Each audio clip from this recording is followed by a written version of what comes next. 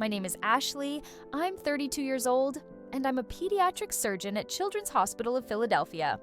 But 3 years ago, on what should have been one of the proudest days of my life, I sat alone in an auditorium filled with families, celebrating their graduates, staring at 4 empty seats I had reserved for the people who mattered most to me. That day changed everything I thought I knew about family loyalty. And what happened next exposed a pattern of favoritism so deeply rooted that it took me years to fully understand its impact on my life. If you've ever felt invisible in your own family, if you've ever wondered why your achievements seem to matter less than someone else's, or if you've experienced that crushing moment when you realize the people who should celebrate you the most simply don't show up, this story is for you. Because what I discovered about my family's true priorities that day, and how I finally learned to value myself despite their dismissal, might help you understand your own family dynamics in a completely new way. Before we jump back in, tell us where you're tuning in from. And if this story touches you, make sure you're subscribed, because tomorrow I've saved something extra special for you. Growing up, Saturday mornings in our house revolved around one thing: my younger brother. Jake's soccer schedule. From the time I was 12 and Jake was 8, every weekend was meticulously planned around his games, practices, and tournaments. My parents would wake up at dawn, pack elaborate coolers with his favorite snacks, bring folding chairs and blankets, and spend entire days cheering from the sidelines.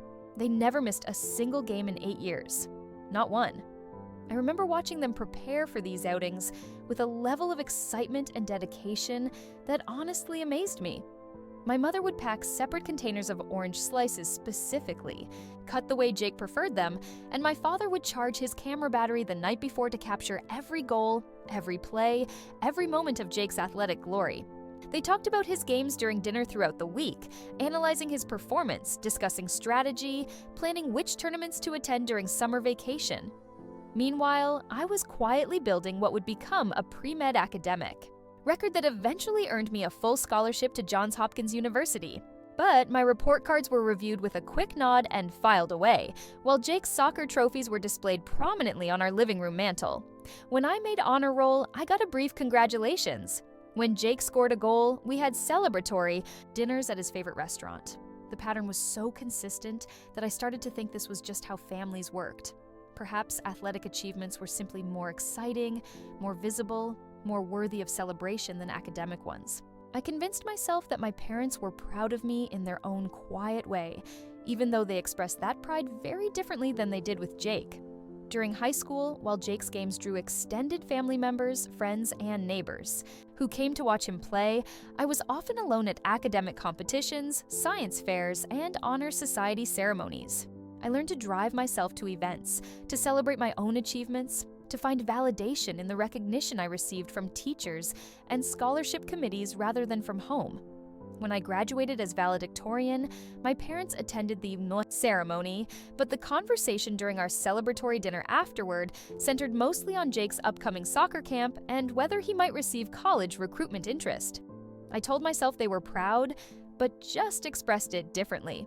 I had become very good at making excuses for their behavior, at minimizing my own need for recognition and support. College provided some distance from these dynamics, but the pattern continued whenever I came home. Holiday conversations revolved around Jake's latest games, his college recruitment process, his soccer scholarship opportunities, my academic achievements, my acceptance into prestigious pre-med programs, my research publications as an undergraduate. These were acknowledged briefly, and then the conversation would return to Jake's athletic career. The most telling moment came during my junior year at Johns Hopkins when I called home to share that I had been selected for a competitive summer research program at the National Institutes of Health. This was a huge opportunity that would significantly strengthen my medical school applications.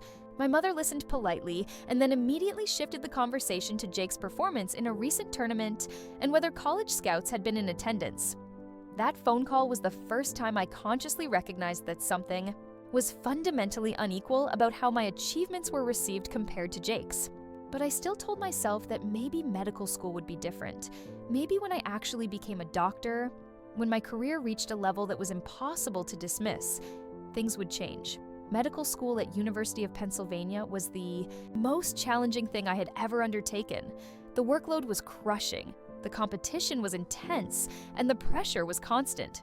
During my first year, while I was struggling through anatomy, biochemistry, and pathology, barely keeping my head above water, Jake was finishing his senior year of college soccer.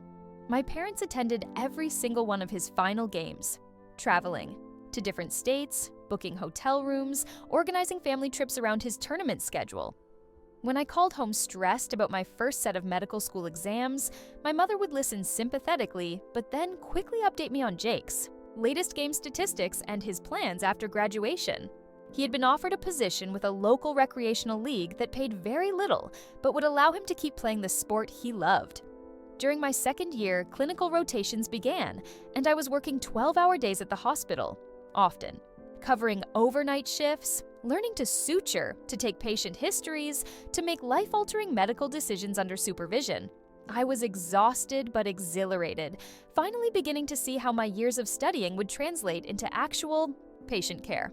This was when I discovered my passion for pediatric surgery, watching senior residents and attendings literally save children's lives through precise surgical interventions. Meanwhile, Jake had started working part-time at a sporting goods store, while playing amateur soccer on weekends.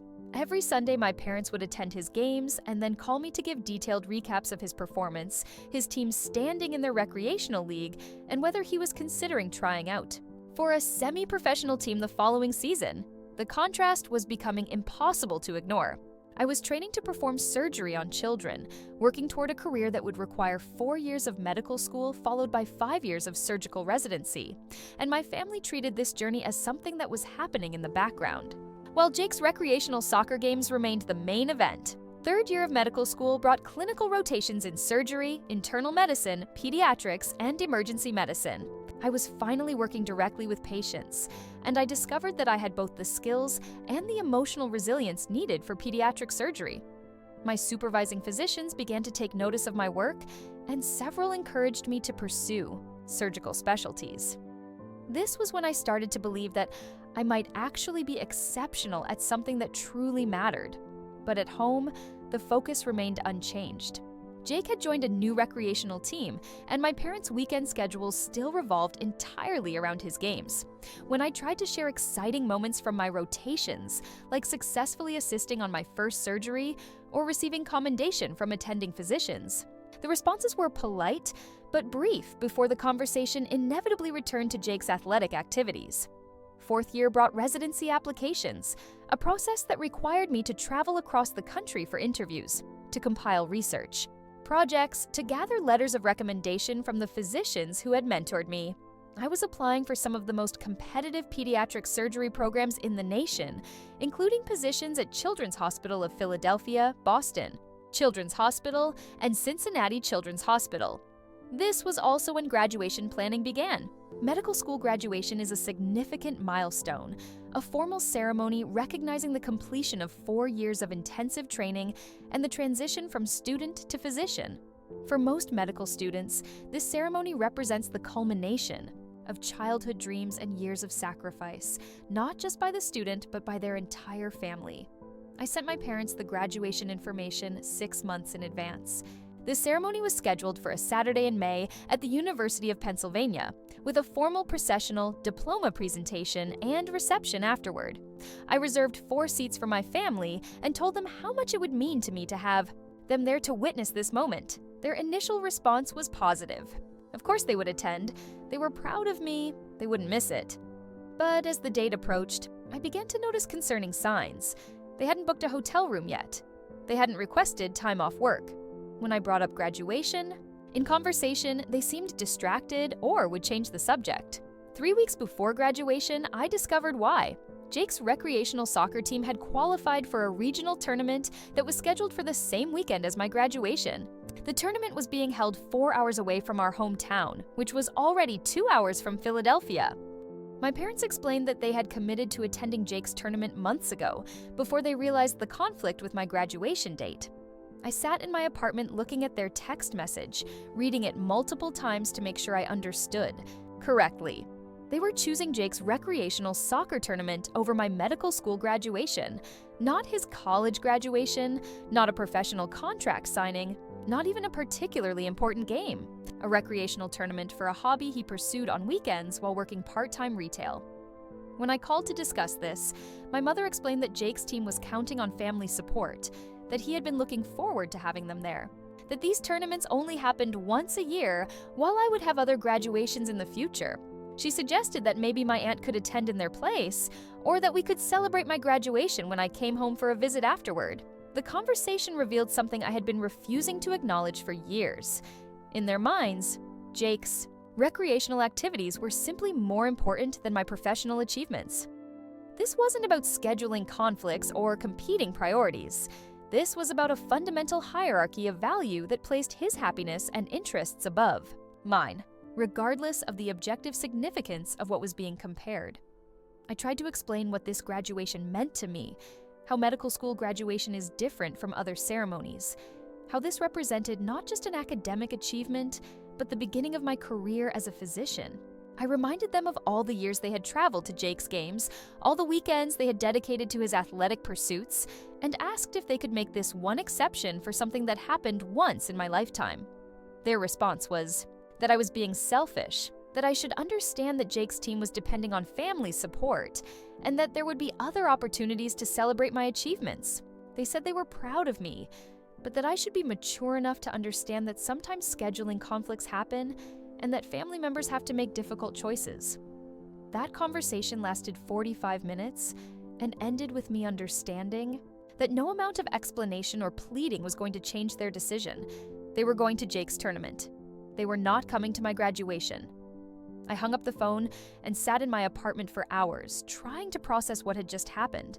This wasn't really about a scheduling conflict. This was about the fact that even when I was literally becoming a doctor, even when I was achieving something that most people would consider extraordinary, I still came second to Jake's recreational activities. The weeks leading up to graduation were surreal. My classmates were excited about their families coming to town, making dinner reservations, planning celebrations. I was trying to figure out how to handle attending the ceremony alone, how to explain to people why my family wasn't there, how to emotionally prepare for what should have been a joyful day, but now felt like a painful reminder of my position in my family's hierarchy of priorities. I considered not attending the ceremony at all. What was the point of sitting alone while everyone around me celebrated with their families? But my faculty advisor, Dr. Martinez, convinced me that I had earned this moment regardless of who was there to witness it.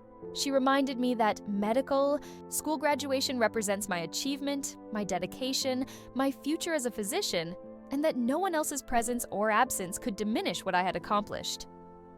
Graduation day arrived on a beautiful Saturday in May. I put on my cap and gown, looked at myself in the mirror, and tried to feel proud instead of abandoned. I had invited my roommate's family to sit in the seats my parents should have occupied, so I wouldn't have to stare at empty chairs during the ceremony, but I still felt their absence like a physical weight. The ceremony was beautiful. The dean spoke about our years of training, our commitment to healing, our responsibility as physicians. When my name was called and I walked across the stage to receive my diploma, I heard my roommate's family cheering for me, but I couldn't help scanning the audience for faces that I knew weren't there. After the ceremony, while other families took photos and went to celebratory dinners, I drove back to my apartment alone. I called my parents to let them know the ceremony had gone well, and they asked a few polite questions before launching into a detailed recap of Jake's tournament. His team had won their first game, and they were excited about their chances in the semifinals the next day. I listened to them describe Jake's performance, the other families they had met, the hotel they were staying at, the restaurants they had tried. They were having a wonderful weekend celebrating his recreational soccer tournament, while I sat alone in my apartment as a newly graduated doctor with no one to share this milestone with. That evening, I made a decision that would fundamentally change my relationship with my family. I decided to stop making excuses for their behavior, stop minimizing my own achievements to accommodate their indifference, and stop pretending that their pattern of favoritism was somehow normal or acceptable. I began to pay attention to how they spoke about Jake's activities versus mine, how they prioritized their time and energy, how they allocated their emotional investment. What I discovered was a systematic pattern of dismissal that had been shaping my self-worth for years without my conscious awareness. during my residency at Children's Hospital of Philadelphia, I threw myself into my work with a determination that surprised even me. Pediatric surgery residency is notoriously demanding, requiring 5 years of progressively responsible training, frequent overnight calls, and constant learning. But I found that I excelled in this environment, that the precision and pressure of surgical training suited my personality and skills. My supervising physicians began to take notice of my performance during my first year of residency. I was consistently recommended for the most challenging cases, asked to assist on complex procedures, and given increasing responsibility in patient care. By my second year, I was being selected for additional training opportunities and research projects that typically went to more senior residents. Meanwhile, my family's weekly phone calls continued to focus primarily on Jake's recreational soccer league activities. He had joined a new team, was playing in different tournaments, was considering coaching youth soccer as a side business. My parents attended every game and provided detailed updates on his performance, his team's standing, and his future plans. In amateur athletics, when I tried to share highlights from my residency, like successfully performing my first solo procedure or being commended by department chiefs, the responses were polite but brief. They would congratulate me and then quickly redirect the conversation to Jake's latest soccer achievements or upcoming tournaments. The contrast became even more stark during my third year of residency when I was selected for a prestigious fellowship track that would allow me to specialize in pediatric cardiac surgery. This was an extraordinarily competitive opportunity that typically went to only 2 or 3 residents per year nationwide. The selection meant that I was being recognized as one of the top pediatric surgery residents in the country. When I called to share this news, my mother listened and said she was proud of me, but within minutes the conversation had shifted to Jake's plans to start a youth soccer coaching clinic. She spent 20 minutes detailing his business plan, his potential client base, and her plans to help him with marketing and scheduling.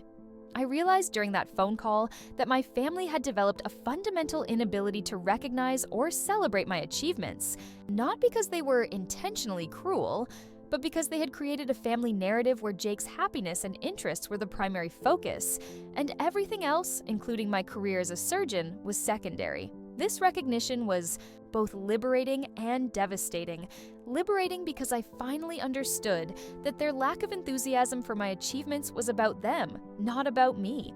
Devastating because I realized that no amount of success or accomplishment was likely to change their priorities or earn me the recognition and support I had been seeking my entire life. During my 4th year of residency, I began to establish boundaries around how much emotional energy I invested in seeking my family's approval. I stopped calling with updates about my work unless they specifically asked. I stopped trying to explain the significance of my career milestones. I focused instead on building relationships with colleagues, mentors, and friends who could genuinely appreciate and celebrate my achievements. This shift in focus allowed me to excel even further in my residency training. Without the constant disappointment of my family's indifference weighing on me, I was able to invest more fully in my professional development and patient care. My research projects began receiving national recognition, and I was invited to present at major medical conferences. By my 5th year of residency, I had been offered fellowship positions at 3 of the most prestigious pediatric cardiac surgery programs in the country. I chose to remain at Children's Hospital of Philadelphia, where I had developed strong mentoring relationships and where the clinical opportunities aligned perfectly with my career goals. The fellowship selection was announced in our department newsletter and picked up by the hospital's public relations department because of the competitive nature of the program and my research contributions. This was when something unexpected happened that would completely change my family's attitude toward my career. My aunt, who lived near Philadelphia and occasionally read local news, saw the hospital's press release about my fellowship selection. The article described my achievements during residency, my research contributions, and my selection for one of the most competitive fellowship programs in pediatric cardiac surgery. She forwarded the article to my parents with a message asking why they had never mentioned that I was becoming such a prominent surgeon. The article included details about pediatric cardiac surgeons' role in saving children's lives, the rarity of women in this surgical specialty, and the typical career trajectory for physicians who complete this training. It also mentioned average salary ranges for pediatric cardiac surgeons, which start around $300,000 annually and can reach well over $500,000 for established surgeons. This was apparently the first time my parents had researched what my career actually entailed or what my future earning potential might be. Within a week of my aunt sending them the article, I received phone calls from both of my parents expressing amazement at my achievements and asking detailed questions about my work that they had never shown interest in before. Suddenly, they wanted to know about my patients, my research, my fellowship training, and my career plans after completing the program. They asked if they could visit the hospital to see where I worked, whether I could show them around, and if they could meet some of my colleagues. They began telling extended family members about my surgical training and started mentioning my work and conversations with their friends. The transformation was so dramatic and obvious that it would have been laughable if it weren't so revealing about their priorities.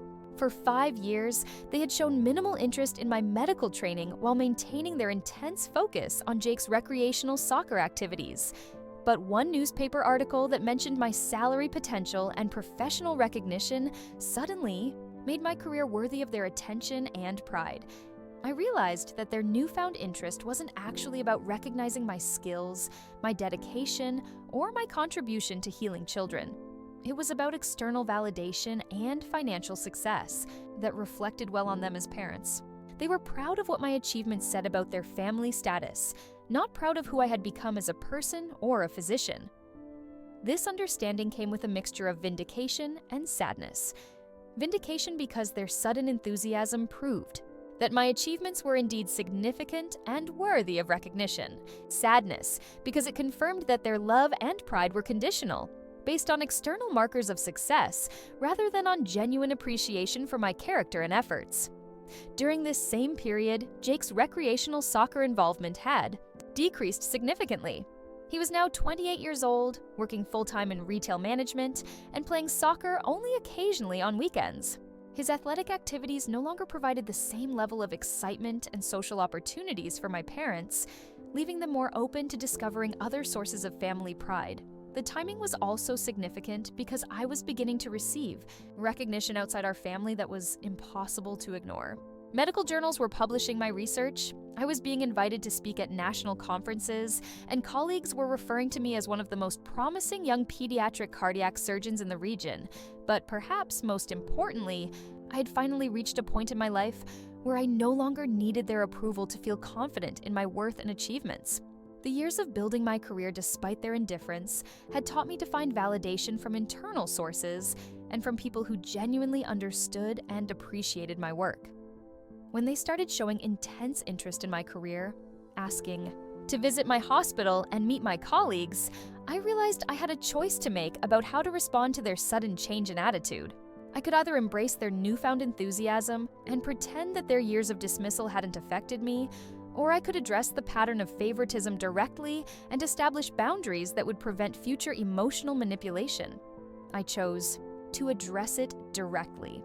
During a phone conversation where my mother was gushing about an article she had found about women in cardiac surgery, I interrupted her to ask where this interest had been during medical school, during residency, during all the years when I was working toward exactly the position I now held. The conversation that followed was uncomfortable but necessary. I explained that their sudden pride in my achievements felt hollow because it was based on external recognition rather than on understanding or appreciating my journey. I pointed out the contrast between their consistent support for Jake's recreational activities and their dismissal of my professional training until it became socially advantageous for them to acknowledge it. My mother's response was defensive. She insisted that they had always been proud of me, that they just expressed it differently, and that I was being unfair to compare their support for Jake's athletics with their support for my education. She said that medical school and residency were things I chose to do for myself, while Jake's soccer games were family activities that they could participate in together. This response revealed everything I needed to know about how they viewed our respective achievements. Jake's recreational activities were seen as family activities that they could enjoy and participate in. My medical training was seen as something I was doing for myself that didn't involve or benefit them. I explained that this perspective ignored the years of sacrifice, the financial investment they had made in my education, and the fact that my career would ultimately provide me with the ability to support them if they ever needed assistance. I also pointed out that medical school graduation, residency milestones, and fellowship selection were exactly the kind of family activities they could have participated in if they had chosen to prioritize them. The conversation ended without resolution, but it established a new dynamic in our relationship. I had clearly communicated that I was aware of their pattern of favoritism, that I would not pretend it hadn't affected me, and that their future relationship with me would depend on their ability to show genuine respect for my choices and achievements. Over. The following months, my parents made efforts to demonstrate their interest in my work, but these efforts felt performative rather than genuine. They would ask questions that seemed designed to gather information they could share with others rather than to understand my experience. They would mention my career and social situations, but seemed more focused on the prestige and financial success than on the actual work I was doing. Meanwhile, Jake had become increasingly aware of the shift in our parents' attention and seemed resentful of their newfound interest in my career. Family gatherings became awkward as my parents tried to balance their traditional focus on Jake's activities with their desire to showcase my professional achievements. This created an interesting role reversal, where Jake began to experience some of the dismissal and lack of attention that I had felt for years. While I didn't take pleasure in his discomfort, I did notice how quickly he became frustrated when conversations didn't center on his interests and activities. The real test of my family's changed attitude came during my fellowship graduation ceremony. After completing 2 years of specialized training in pediatric cardiac surgery, I was officially certified as one of fewer than 200 pediatric cardiac surgeons practicing in the United States. This ceremony represented the culmination of 11 years of post-undergraduate medical training and the beginning of my career as an attending physician. My parents announced their intention to attend this graduation ceremony, booking hotel rooms months in advance and making elaborate plans for the weekend.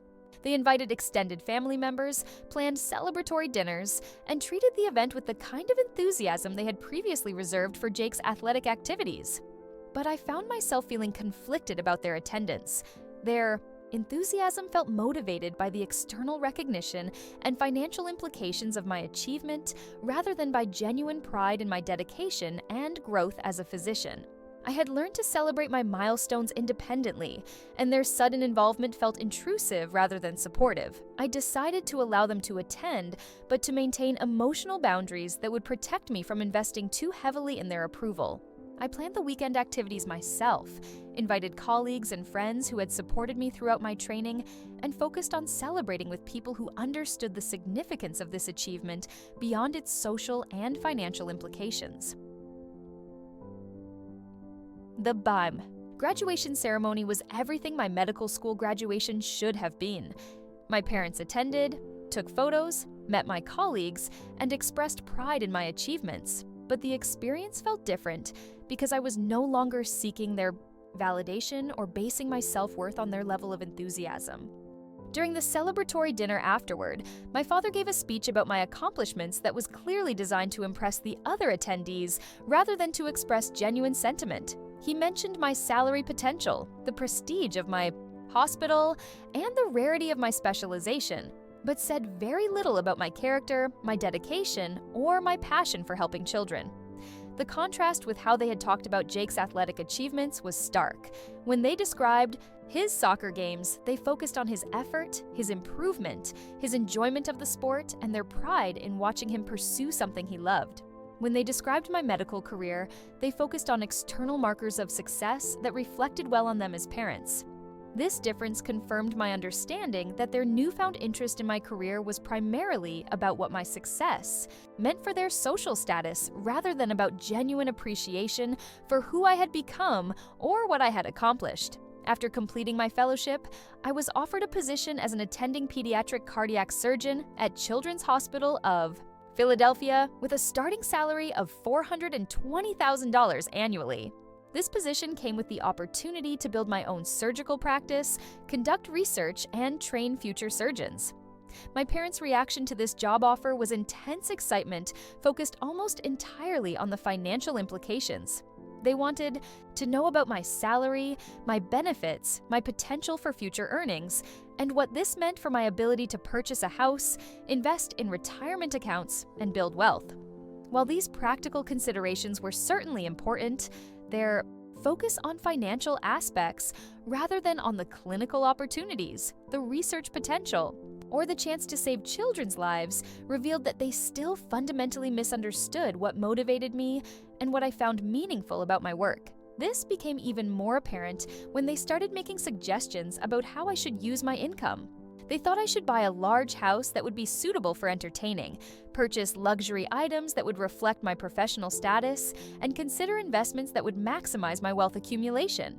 They also began making comments about how my success would benefit our extended family, mentioning that I would now be in a position to help with family financial needs, to contribute to family events and celebrations, and to provide support for relatives who might need assistance. While I was certainly willing to help family members in genuine need, their assumption that my income was somehow a family resource, rather than something I had earned through my own efforts, was presumptuous and revealing about how they viewed our relationship.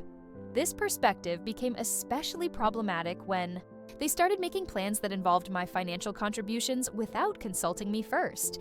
They mentioned that I could help pay for family vacations, contribute to home renovations, and cover expenses for family celebrations that I might not even be able to attend due to my surgical schedule.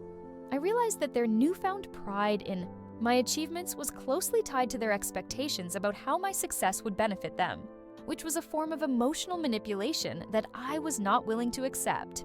I decided to address these expectations directly by explaining that while I was grateful for their support during my education, my income and career decisions were my own responsibility, and that I would make my own choices about financial priorities and family contributions.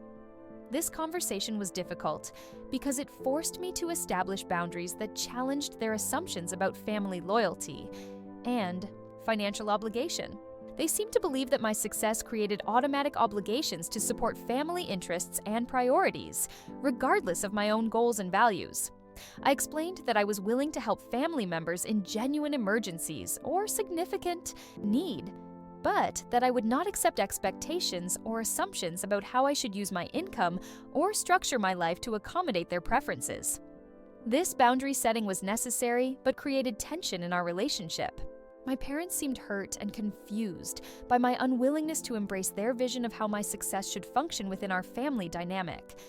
But I had learned through years of therapy and personal reflection that healthy relationships require mutual respect and clear boundaries, even within families. Their pattern of dismissing my achievements until they became financially advantageous, combined with their assumptions about how my success should benefit them, demonstrated a fundamental lack of respect for my autonomy and judgment. Over the following year, as I established my practice as an attending surgeon, I maintained consistent boundaries about family expectations while remaining open to genuine relationship repair if they demonstrated sustained behavioral change. My work as a pediatric cardiac surgeon was deeply fulfilling in ways that had nothing to do with external recognition or financial compensation. I was performing surgery on children with complex heart defects, literally saving lives and giving families hope for their children's futures. This work required precise technical skills, emotional resilience, and constant learning, but it provided meaning and purpose that made all the years of training worthwhile. The irony was that my family's newfound interest in my career coincided with my own decreased need for their validation. I had found professional fulfillment, financial security, and personal relationships with people who appreciated my values and character rather than just my achievements, but I also recognized that maintaining some relationship with my family was important for my own sense of wholeness and for modeling healthy boundary setting rather than simply cutting off contact entirely. The turning point came during a family crisis when my grandmother became seriously ill and required complex medical care. As the only family member with medical expertise, I was suddenly needed to navigate insurance issues, communicate with physicians, and help make treatment decisions. This crisis revealed how my medical training had practical value for our family, beyond the financial and social benefits my parents had focused on. They began to understand that my years of medical education had given me knowledge and skills that could directly benefit people they cared about. During my grandmother's hospitalization, I was able to advocate for her care, explain treatment options to the family, and ensure that she received appropriate medical attention. My parents watched me interact with physicians, interpret medical information, and coordinate care with a level of expertise that they had never fully appreciated. This experience seemed to shift their understanding of my career from something that primarily benefited me professionally and financially to something that had real value for people they loved. They began to see me as a physician rather than just as someone who happened to work in medicine. Their attitude toward my work became more genuine and less focused on external validation. They started asking about my patients in ways that showed interest in the actual work I was doing rather than just the recognition I was receiving. This change felt like the beginning of authentic relationship repair rather than the performative enthusiasm they had shown immediately after discovering my career's financial potential. I decided to respond to this shift by gradually sharing more about my work and my life, while maintaining the boundaries I had established about financial expectations and family obligations. Over time, we developed a new dynamic where they showed genuine interest in my career, and I remained open to family relationship while not seeking their approval as a source of self-worth. The process of rebuilding our relationship required consistent boundary, maintenance, and clear communication about mutual expectations. But it resulted in interactions that felt more authentic and respectful than what we had experienced during my childhood and early adulthood. Today, 3 years after my fellowship graduation, I have a successful surgical practice, meaningful, professional relationships, and a family relationship that, while not perfect, is based on mutual respect rather than on hierarchical favoritism. My parents still attend Jake's recreational soccer games, and I support their continued interest in his activities while no longer feeling diminished by their enthusiasm for his pursuits. Jake and I have developed a better relationship as adults, based on understanding each other's experiences rather than competing for parental attention. The most important outcome of this journey has been learning that self-worth must come from internal sources rather than from external validation, even from family members. My value as a person and as a physician is not determined by whether my family recognizes my achievements, just as their love and pride should not be conditional on my success. If you've experienced similar family dynamics, where your achievements were consistently overshadowed by someone else's activities, I want you to know that your accomplishments matter regardless of who recognizes them. The people who truly love and support you will celebrate your success without needing external validation to understand its significance. Building boundaries with family members is difficult but necessary when patterns of favoritism or dismissal are affecting your self-worth and emotional health. You have the right to expect respect and genuine support from people who claim to love you, and you have the right to limit your emotional investment in relationships that consistently leave you feeling undervalued. Your achievements, your character, and your worth as a person are not dependent on other people's ability to recognize and appreciate them. The most important relationship you can develop is the one with yourself, based on understanding your own values, celebrating your own growth, and building a life that reflects your authentic priorities and interests. Family relationships can be healed and rebuilt, but only when all parties are willing to acknowledge past patterns and commit to more respectful and equitable interactions going forward. This process requires honest communication, consistent boundary maintenance, and patience with gradual change rather than expecting immediate transformation. If you're currently experiencing family favoritism or dismissal of your achievements, please know that you're not alone and that your feelings about this treatment are valid. Building a fulfilling life, despite family dysfunction, is possible and often leads to stronger self-knowledge and more authentic relationships with people who genuinely appreciate who you are. Have you experienced similar patterns of family favoritism? Or had your achievements consistently overlooked in favor of someone else's activities? How have you learned to build self-worth independent of family validation? I'd love to hear your stories and support each other in building healthy boundaries and authentic relationships. Please share your experiences in the comments below. And if this story resonated with you, please subscribe for more content about building resilience, setting boundaries, and creating meaningful relationships despite difficult family dynamics.